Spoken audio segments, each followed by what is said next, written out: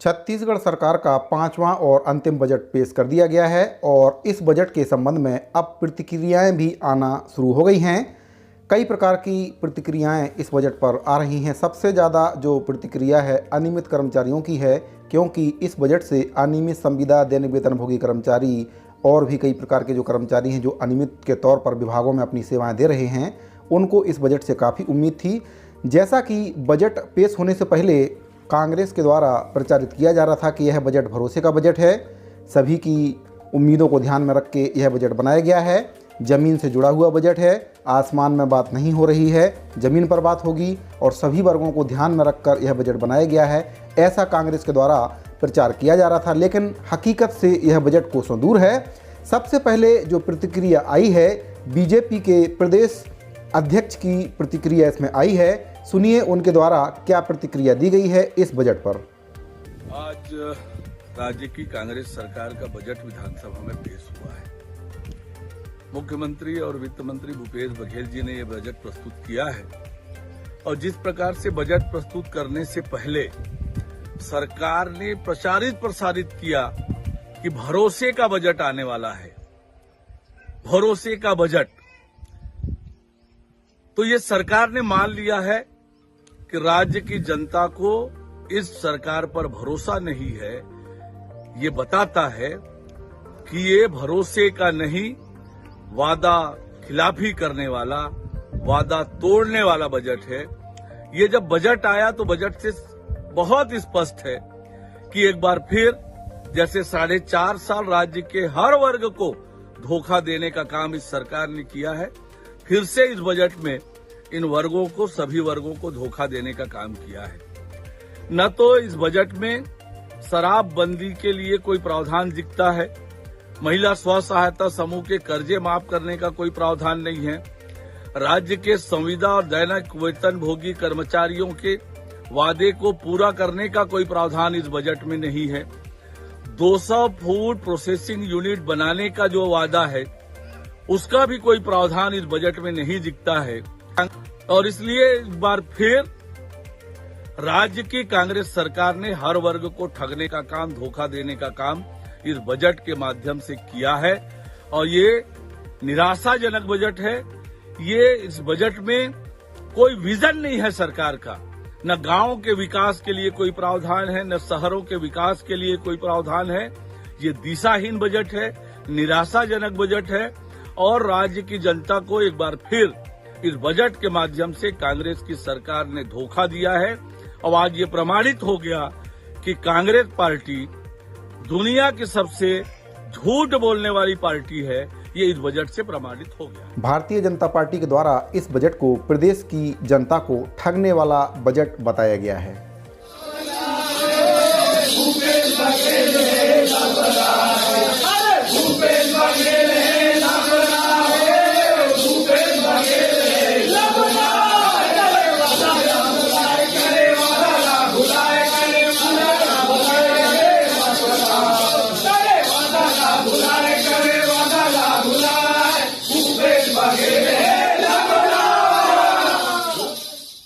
वहीं दूसरी ओर सरकार के द्वारा इस बजट को छत्तीसगढ़ की जनता से जुड़ा हुआ बजट और सभी वर्गों को ध्यान में रखकर बनाया गया बजट बताया जा रहा है और उत्साह मनाया जा रहा है।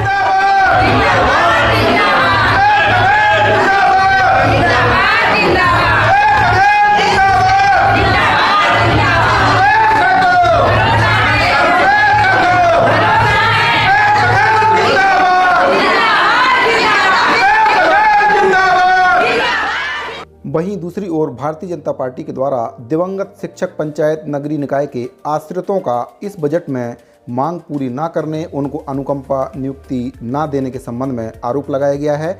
उनके आश्रितों की मांगों पर विचार न करने का बीजेपी के द्वारा आरोप लगाया गया है।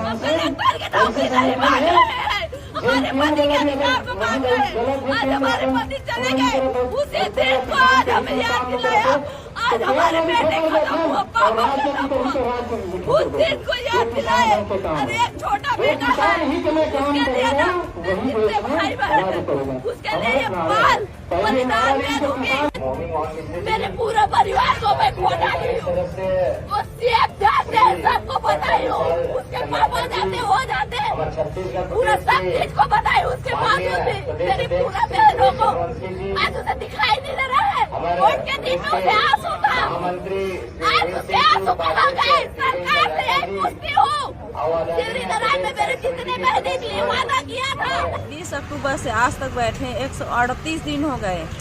ये सीएम हाउस की कुछ ही दूरी पे बैठे हैं हम लोग, तो यहाँ भेंट मुलाकात के लिए उनके पास समय नहीं है। हमारी सत्ता आ जाएगी तो मैं दूंगी करके, तो आज उनके सत्ता तो 4 साल हो गए, 6 महीना बचा है उनका सत्ता।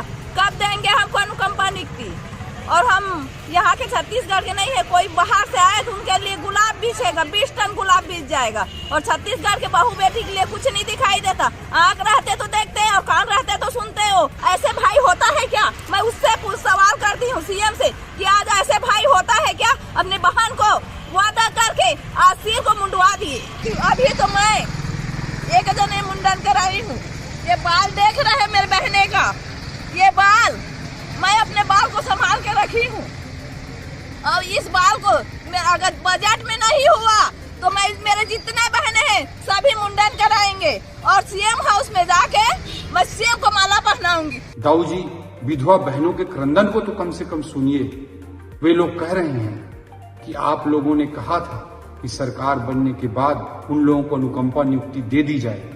आज 140 दिनों से रायपुर के बूढ़ा तालाब पे वो बहनें बैठी हुई हैं, लेकिन उनसे कोई बात करने वाला तक नहीं है। उन विधवा बहनों में से एक बहन अपनी बाल कटाकर मुंडन तक करा चुकी है ताकि आप लोगों के कान तक आवाज पहुंचा सके, लेकिन आप लोगों ने संवेदनहीनता की सारी हदों को पार कर दिया है। ऐसा मत कीजिए दाऊ जी। उन विधवा बहनों की कम से कम आवाज को, उनके क्रंदन को, उनके आह को सुनिए। मनरेगा कर्मचारियों के द्वारा भी सरकार के द्वारा पेश किए गए बजट का विरोध किया गया है, क्योंकि इस बजट में मनरेगा कर्मचारियों को भी कुछ भी नहीं मिला है, जबकि सरकार के द्वारा उनकी मांग पूरी करने का उनको आश्वासन दिया गया था। आप देख सकते हैं वीडियो में मनरेगा कर्मचारियों के द्वारा इस बजट का किस प्रकार से विरोध किया गया है।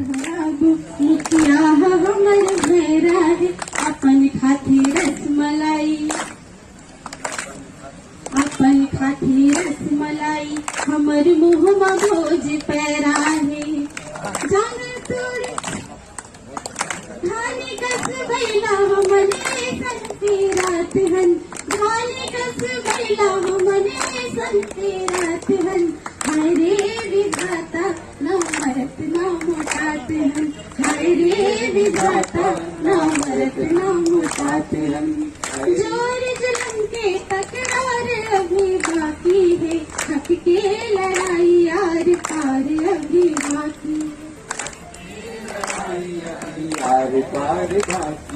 बांध लो कफन मुड़मा सब झन ललकार भर, बांध लो कफन मुड़मा सब झन ललकार भर। जुर्मिल के संगी हमन लड़बो अधिकार भर, जुर्मिल के संगी हमन लड़बो अधिकार भर, लड़बो अधिकार भर, लड़बो अधिकार भर। भारत माता की जय। जय जोहार, जय छत्तीसगढ़। जिस प्रकार से आज हमारे छत्तीसगढ़ के मुख्यमंत्री माननीय भूपेश बघेल जी के द्वारा बजट जारी किया गया है, उस बजट को देखने के बाद, उस बजट को सुनने के बाद ऐसा प्रतीत होता है कि यह बजट सिर्फ और सिर्फ धोखा वाला बजट है। लोग कहते हैं, कांग्रेसी लोग कहते हैं कि भूपेश है तो भरोसा है, परंतु मैं कहता हूं भूपेश है तो धोखा है। इस बजट को देखने के बाद धोखा कैसे है मैं आपको बताता हूं। भूपेश बघेल जी ने वादा किया था नियमितीकरण, आज उनके 5वां बजट जारी हो गया। 5 बजट जारी होने के बाद भी हमारे अनियमित कर्मचारियों को नियमितीकरण का जो लाभ मिलना चाहिए वो नहीं मिला। इससे नियमित कर्मचारी जो है, अनियमित कर्मचारी है, उनके साथ धोखा हुआ है। बेरोजगारी भत्ता में कैसे धोखा हुआ? 2500 रुपए प्रति माह देने की बात भूपेश बघेल जी ने आज से 5 साल पहले की थी, परंतु आज जब चुनावी वर्ष आता है तो उनको याद आता है कि बेरोजगारी भत्ता देना है, और यह बेरोजगारी भत्ता मात्र 8 महीने के लिए दे रहे हैं। इस प्रकार युवा बेरोजगारों के साथ भी धोखा हो रहा है। 2500 रुपए में धान इन्होंने वादा किया था लेने का, धान 2500 में लिया, 4 किस्त में पैसा दिया, सब ठीक है, परंतु पिछले कुछ महीने से देख रहे थे कि जगह जगह हर मंच में बोल रहे थे कि हम अब धान 2800 रुपए मिलेंगे, परंतु वो 2800 रुपए कहीं भी दिखाई नहीं दिया। इस प्रकार से किसानों के साथ भी एक बार धोखा हुआ, क्योंकि किसानों को आज इतनी लागत हो रही है, जो यूरिया 300-400 में मिलता था वो 1200-1300 रुपए बोरी में मिलता है। इस प्रकार से किसानों के साथ भी धोखा हुआ है। शराबबंदी के नाम पर तो पूरा धोखा है। शराबबंदी कहीं नहीं हुई, एक भी दुकान बंद नहीं हुआ, ऊपर से शराब मंडी बना के रख दी है। इस तरीके से चाहे वो संविदा कर्मचारी हो, मनरेगा कर्मचारी हो, सचिव हो या शिक्षक हो, सबको इन्होंने सिर्फ धोखा देने का काम किया है। इससे स्पष्ट होता है कि भूपेश बघेल की सरकार धोखा देने वाली सरकार है। यह बजट धोखे वाला बजट है। धन्यवाद। जय। अगली जो प्रतिक्रिया है, बजट नहीं कपट। कांग्रेस का अंतिम बजट 2 साल का बकाया बोनस अब भी नहीं दिया, कर्मचारियों का नियमितीकरण अब तक नहीं हुआ। यह प्रतिक्रिया आई है सरकार के द्वारा पेश किए गए इस बजट पर। अगली जो प्रतिक्रिया है, ठगेश का सूटकेस। ठगेश का 36 वादों से 36 का आंकड़ा, यह प्रतिक्रिया आ रही है। इसी प्रकार की और भी कई प्रकार की प्रतिक्रियाएं हैं। अगला है भूपेश का लॉलीपॉप। पीएम आवास ग्रामीण के तहत 8,42,289 आवास पूरे हो चुके हैं। यह अगला लॉलीपॉप है सरकार का। अगला जो प्रतिक्रिया है, अविश्वास का बजट। अनियमित संविदा एवं दैनिक वेतनभोगी कर्मियों को नियमित कब तक किया जाएगा, वादा क्या हुआ। यह अगला था। जनता का भरोसा तोड़ने वाला बजट, ब्रजमोहन अग्रवाल जी के द्वारा बताया गया है।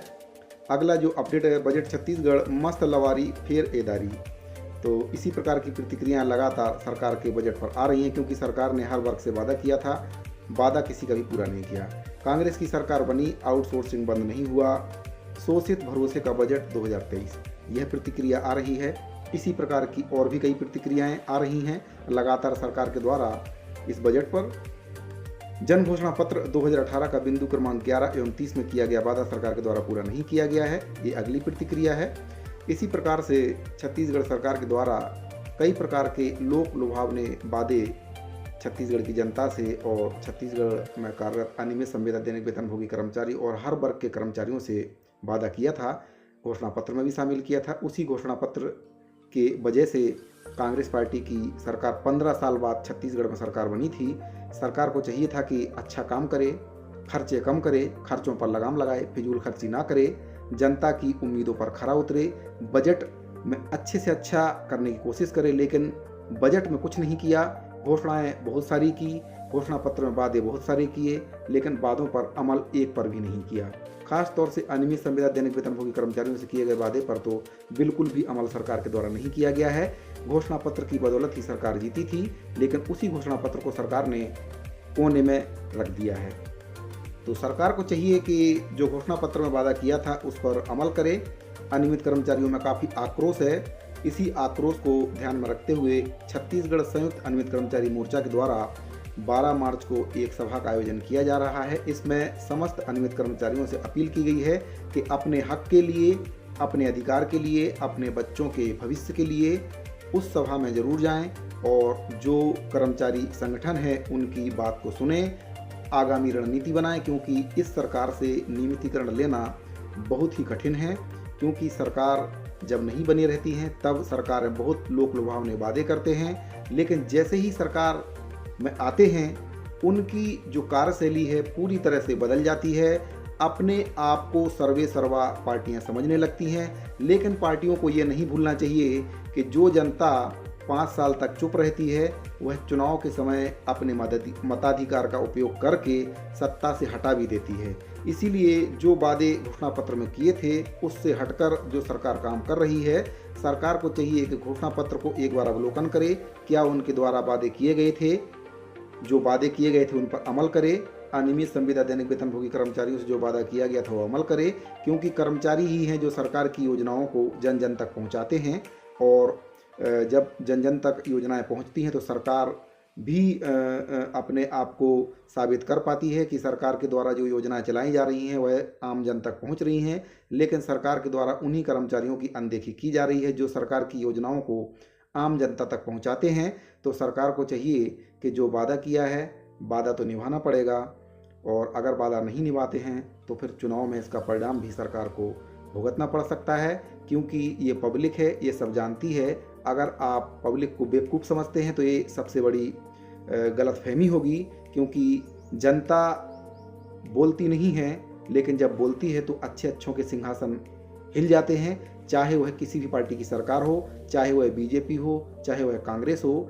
अगर सरकारें मनमानी करती हैं तो जनता ऐसी सरकारों को उखाड़ कर भी फेंक देती हैं। तो कांग्रेस पार्टी को चाहिए कि 15 साल का वनवास काट कर सरकार में आए थे कांग्रेस पार्टी, तो अपने वादे को पूरा करें जो वादा उनके द्वारा घोषणा पत्र में किया गया था। और अगर वादा पूरा नहीं कर सकते हैं तो फिर इस प्रकार के घोषणा पत्र बनाने का कांग्रेस पार्टी को किसी प्रकार का अधिकार नहीं है।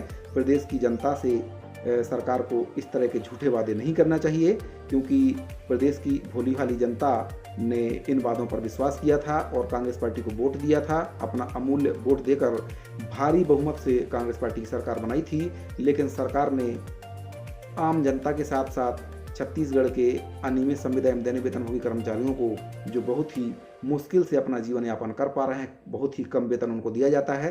सरकार के द्वारा 4.5 वर्ष में उनकी वेतन वृद्धि भी रोक दी गई है।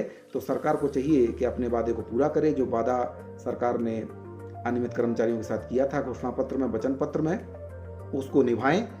और आप सभी से निवेदन है कि इस वीडियो को ज़्यादा से ज़्यादा हर अनियमित साथी तक शेयर करें, ताकि जो सरकार के द्वारा अन्याय किया गया है वचन पत्र में और इस बजट में, उस पर सरकार की आंखें खुल सकें और जल्द से जल्द समस्त अनियमित कर्मचारियों का नियमितीकरण सरकार के द्वारा किया जाए। इस वीडियो को हर एक अनियमित साथी तक पहुंचाने का कार्य करें। अगर आपको वीडियो पसंद आया तो वीडियो को ज़्यादा से ज़्यादा लाइक कर दीजिए, ज़्यादा से ज़्यादा इस वीडियो को शेयर कर दीजिए। अगर आपने अभी तक चैनल को सब्सक्राइब नहीं किया है तो प्लीज़ चैनल को सब्सक्राइब कर लीजिए। इस चैनल के माध्यम से अनियमित संविदा दैनिक वेतनभोगी कर्मचारी और भी छत्तीसगढ़ के अंतर्गत जो भी कर्मचारी हैं, समस्त कर्मचारियों की बातों को, उनकी मांगों को प्रमुखता से उठाया जाता है, सरकार के समक्ष रखा जाता है। तो साथियों, इस वीडियो में फिलहाल इतना ही। मिलते हैं एक और नए वीडियो में, तब तक के लिए दीजिए इजाज़त। धन्यवाद।